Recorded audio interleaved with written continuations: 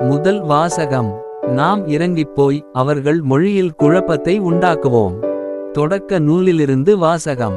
அதிகாரம் 11. இறை வார்த்தை 1 முதல் 9 முடிய.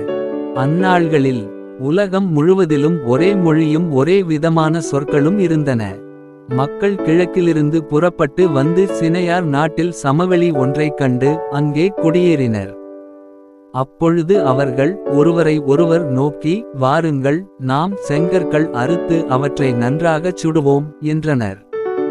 அவர்கள் செங்கல்லை கல்லாகவும் கீலை காரையாகவும் பயன்படுத்தினர். பின் அவர்கள், வாருங்கள், உலகம் முழுவதும் நாம் சிதறுண்டு போகாதபடி வானளாவிய கோபுரம் கொண்ட நகர் ஒன்றை நமக்காக கட்டி எழுப்பி நமது பெயரை நிலைநாட்டுவோம் என்றனர். மானிடர் கட்டிக்கொண்டிருந்த நகரையும் கோபுரத்தையும் காண்பதற்கு ஆண்டவர் கீழே இறங்கி வந்தார்.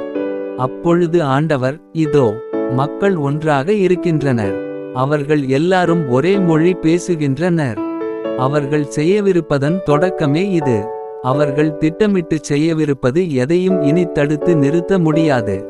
வாருங்கள், நாம் கீழே போய் அங்கே ஒருவர் மற்றவரின் பேச்சை புரிந்துகொள்ள முடியாதபடி அவர்கள் மொழியில் குழப்பத்தை உண்டாக்குவோம் என்றார். ஆண்டவர் அவர்களை அங்கிருந்து உலகம் முழுவதிலும் சிதறுண்டு போகச் செய்ததால் அவர்கள் நகரை தொடர்ந்து கட்டுவதை கைவிட்டனர். ஆகவே அது பாபேல் என்று வழங்கப்பட்டது.